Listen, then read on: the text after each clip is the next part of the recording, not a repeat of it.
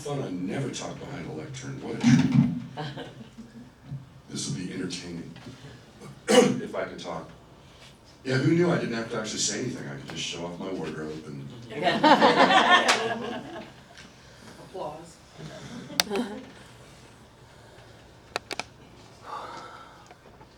What CCL means to me. Freedom. I love it when I get to come play at Dottie's house. That was the first word that came to my mind when I was thinking about it. Because it always opens places up.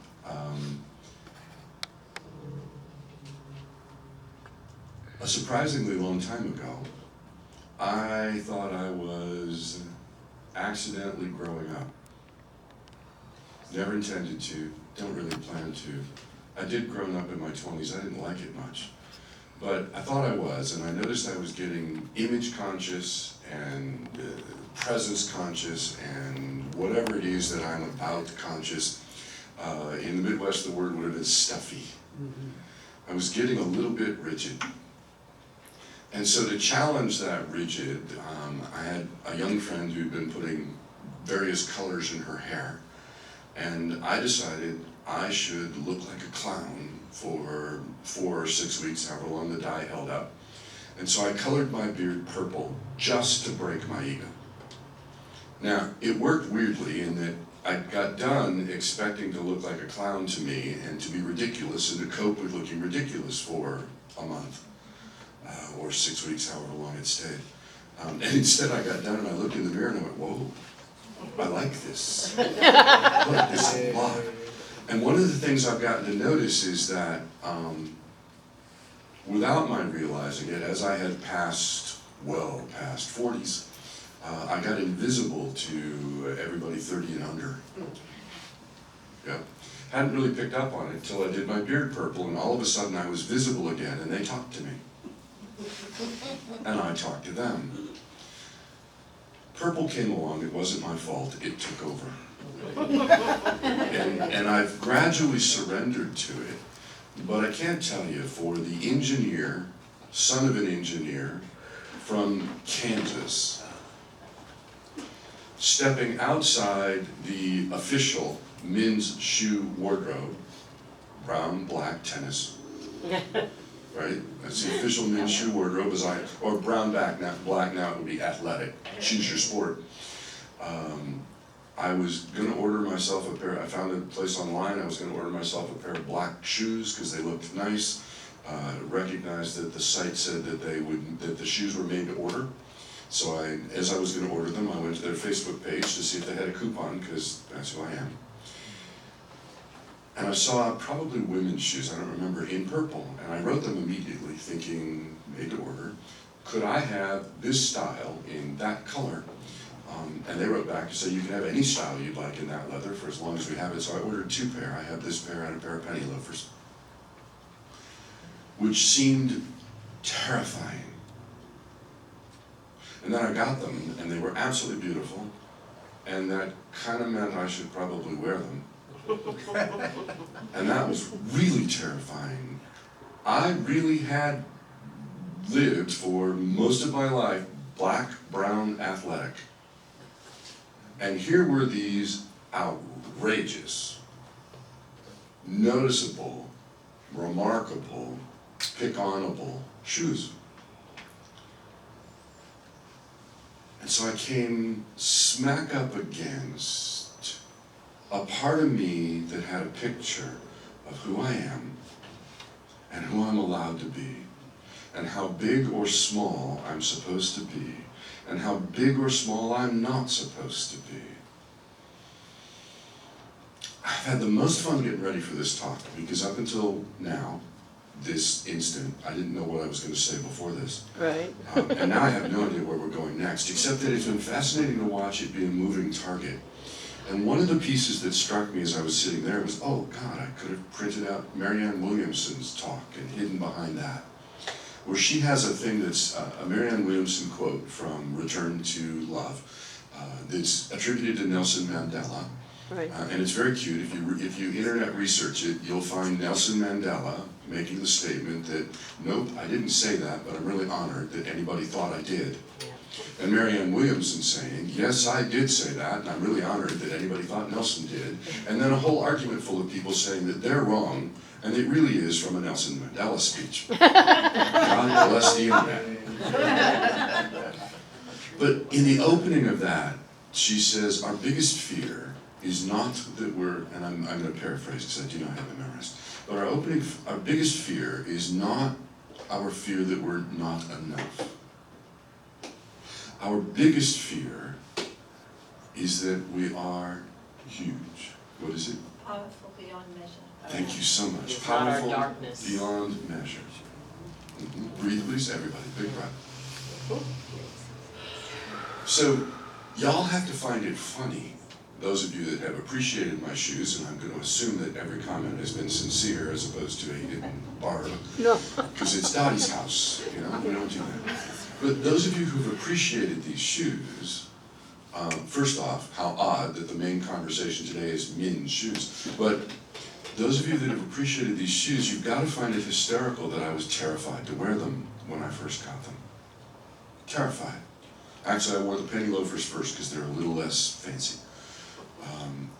And I wore them to go wherever I was going to work. They're work shoes, they're dress shoes.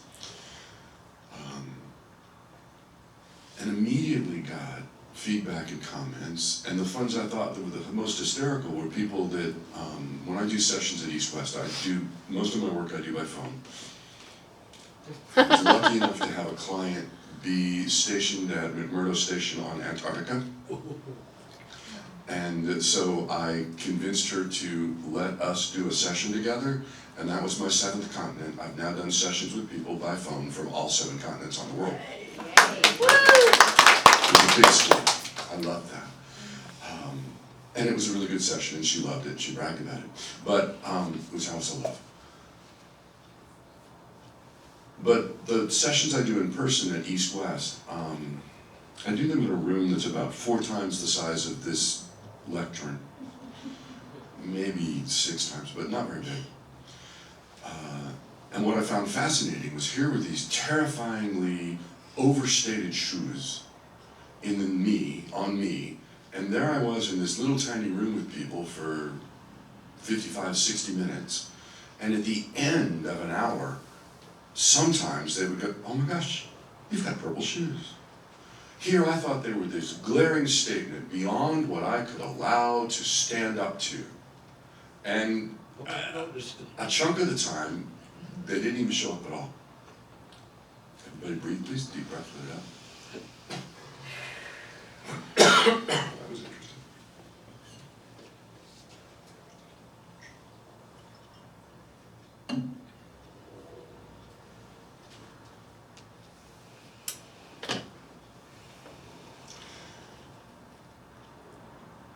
I have to say that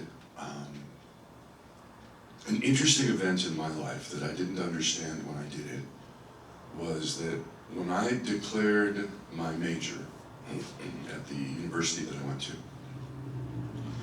I predicted about 45 guys and maybe 2 girls who would be in a whole lot of my classes.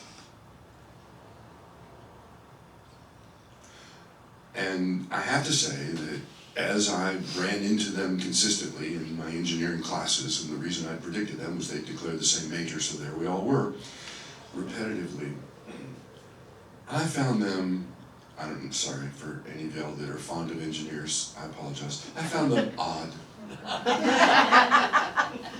With the funny part, looking back, I would find 30, 40, 50, 100, however many in the room, I would find all of them the same odd. Took a while to dawn on me that they all had to notice that I was not the same as them. Right. I just noticed they were not the same as me. But there I was in engineering school with hair down past my shoulders, right next to all the boys in crew cuts, with semi-hippie garb next to the boys in perma-pressed pants, carrying my books in a ratty old backpack next to the boys who had theirs in an attaché. And I got pretty comfortable with being weird. In fact, when I did an interview haircut toward the end of school, as one does, I noticed there was an uncomfortable sensation when my dad came up and we went to some nice restaurant that we'd gone to. It was our favorite. And I noticed an uncomfortable sensation. It took me about 10 minutes to notice the uncomfortable sensation was, because this was in an era where men's hair was not long, the uncomfortable sensation was nobody was staring at me. But then I got to San Francisco, and it turned out that the residence hotel I was staying in when I was first here was a few blocks away from a street called Polk Street, before Castro Street took over the glory. And I went wandering, and this was a street full of boutiques and shops, so I went wandering. I'm new in San Francisco, and I wish I had a visual image. All I remember is that I'm walking one way up the sidewalk on Polk Street, and coming the other direction is a couple that just was not the least bit uncomfortable that they wouldn't fit in an engineering school. And I remember registering in my brain, oh, I cannot possibly out-weird San Francisco. And I kind of reviewed and realized that for as weird as I was still kind of conservative. Even now, for as weird as the thing I do and the purple beard, I still button-down shirts, no robes, you know. And it was freedom to really assess that if I went the furthest I could reach toward how far out there I could envision or imagine me being, I could not out-weird San Francisco. I was free. Now, I know that there's an aspect here where you want to demonstrate your deep feelings by loud enthusiasm with what we're about to do. And what I'd really prefer is that you speak quietly, but that within your body you get resolute. Everybody got that? So you don't have to prove you're resolute by volume. Prove it by the intensity with which you carry this in your body. Oh, I forgot to mention, when I'm doing stuff, I work the energy in the room a lot. You're immersed in an energy field, I'll be helping, and it could feel weird. Because my first question to you is, how many of you would really dearly pray for the ability to stay within the limits of the picture your grandparents had for their offspring? Yes, no. Yes, I'd love to. No, I would not. No, thank you. How many of you would say, yes, I would love to stay within the limits of the picture my parents had of what might be something their child could be? Yes, no? No, no. No. How many of you would like to stay in the limits of whoever you went to school with in your neighborhood, of what they thought kids from our neighborhood could, would, or should be? Yes, no? No, Breathe, just deep no breath. limits, no limit. None. How many of you, yes, no, want to stay inside the limits you imprinted into yourself?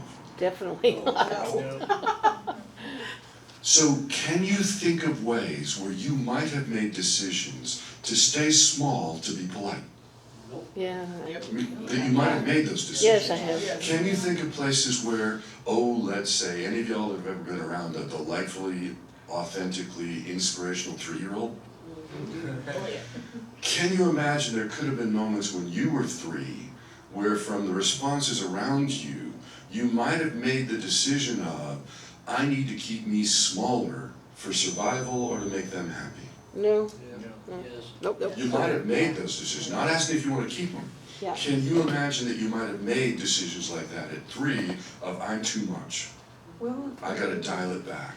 Or even I'm too much, I gotta stay too much, even if it's not authentic. Breathe, please. You get it? We get imprinted, literally like fist into clay. We get imprinted early on, based on both what's being, can I do that here? Not asking permission, I'm testing. I know I have permission. As long God as is you the keep most your, as long as you keep your clothes on. Do something else.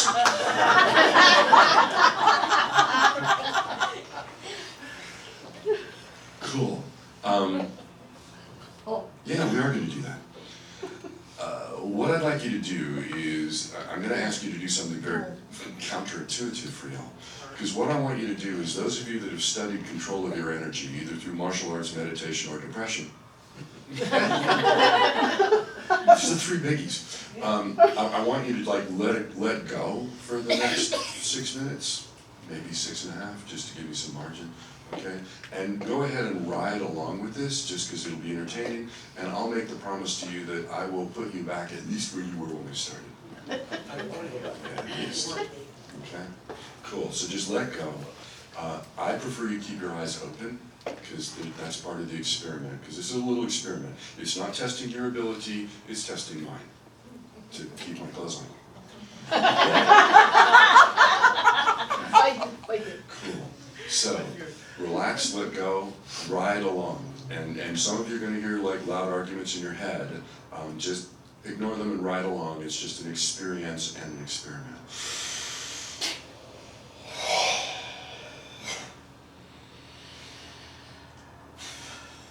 Let go.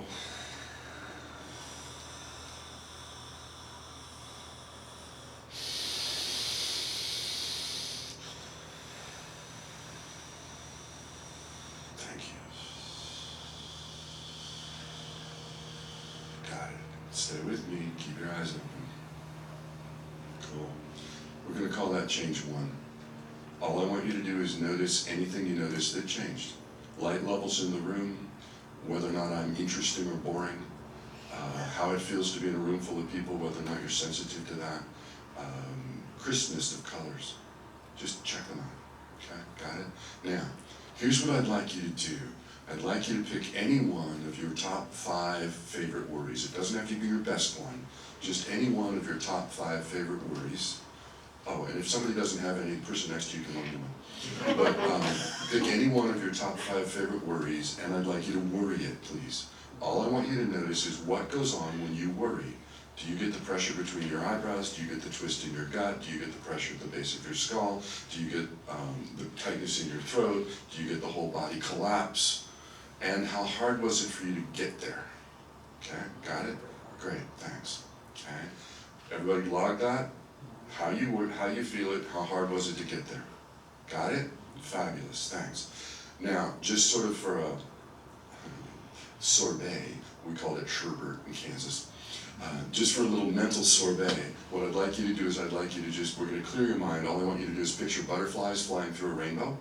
And you get to decide whether that leaves butterfly-shaped cutouts in the rainbow or whether that just leaves rainbow drippings on the butterflies. And then we're going to do this.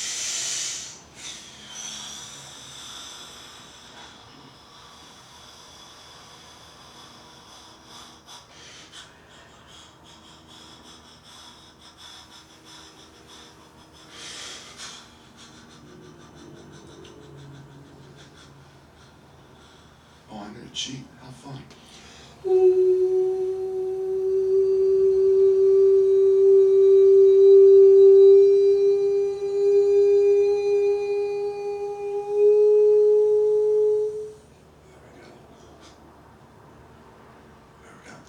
Yeah, that's almost got it. I'll keep going. Great. Cool. Thanks. First thing I want you to do, we'll call that change 2. I just want you to notice anything you notice. Light levels in the room, how interesting or boring I am, or how easy it is to keep your attention on me. How's it feel to be in this room full of people? Are you sensitized to that? Crispness of colors? Just notice whatever you notice. Cool. Got it. That's where I want to be. Now, what I'd like you to do is I'd like you to take that same worry, please, and worry it. Who's noticing a difference? What difference? I can't. Can't? I keep sliding off about Can't? No emotion? You remember what it was, right? Yeah. Yeah. I mean, you didn't borrow it. I'm sorry, please? Slide off of it. Yeah. Kind of like it's there, but I can't quite. Slide right off of it. Yeah. Yeah. Yeah. Now, I know some of you will still get there. Because, you know, every room I've ever spoken with, there's been at least one or two Olympic quality warriors. Under any conditions. But even then, I want you to notice whether or not you got there as easily as you did before. Right? Or if you had to work it, to grind it down. What I did was I moved the energy in the room. On purpose. First thing I did was oppress it, which some of y'all would have had your very own response. My favorite of that is, oh God, it felt like I was home. Oops. You know, made me think of mom. And then the second thing I did was then take that same energy through the room and lift it. Y'all are immersed in my energy field, just as you're immersed in the energy fields around you. Just as earlier in your life, you were immersed in the energy fields of the important people. And we set up our psychic impulsing. Oh, let me check. What other changes did you notice other than the worry factor? Seems lighter. Seems lighter. Lighter? I can only see purple. Can only see purple, yeah.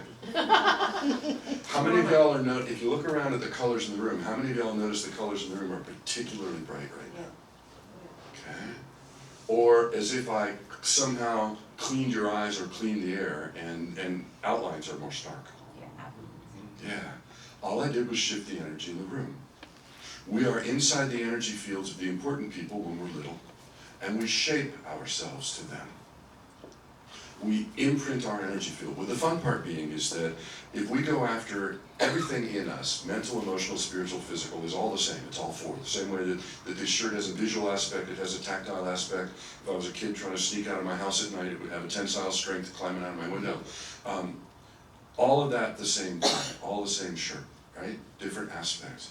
Everything we experience, whether we experience it mentally, emotionally, physically, or clair, whichever, voyant, audient, sentient, smellient, tastient, it's all the same thing. Everything is energy, but everything is everything else too. When we get a dent in our energy field, it changes how our energy pattern flows. When we get a knot, K-N-O-T, knot, next time in our energy field, it changes how our energy flows. The same as if I had a fabulous trumpet and beat the heck out of it with a hammer. It would change how the air would flow, and it would change the tone out of the trumpet. Everything that changes how our energy flows changes what magnetizes and what radiates and what we draw to and what we draw us toward.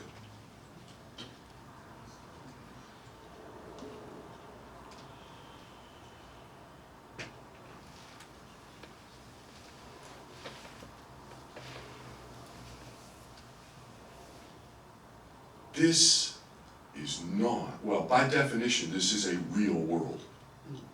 Only because the definition of real is associated to this. So let me rephrase. This is not a physical, solid world. It's weird as the dickens. The stuff I get that guidance brings to me to make sure that I don't forget that is off the chart. But my favorite story recently is when I do the radio show, and as Dottie mentioned, I've actually been on that station 31 years. I started in another station. Which, by the way, my show has been recognized as the longest running major market personal growth radio program in the nation. All 7 continents, and I lived long enough to have the longest running personal growth radio program in the nation. What station? KEST 1450 AM. On your dial. But even easier to find, there's these cards on the back, and they have the wrong time for the show, but they have the radio station and they also have the website, and we archive the programs on the website. It was delightful. I had a woman come to my workshop yesterday, and she has downloaded over 60 hours of radio programs into her phone, and just every time she's got a spare minute, she's listening to me on the radio show. She says it's really fun. I thought they were fun, but she agreed.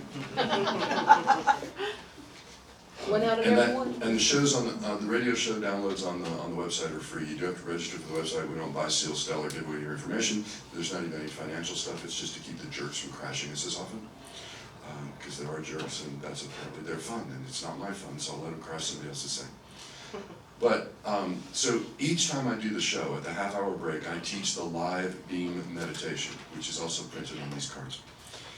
Because I think it's valuable. For an empath, it's the single most valuable tool I ever bumped into to allow me to be in my energy field in this room with all y'all in it, with all y'all having your own energetic broadcast, and I can be as big as my energy field is without having to get on a boat or go hike to where there's no people.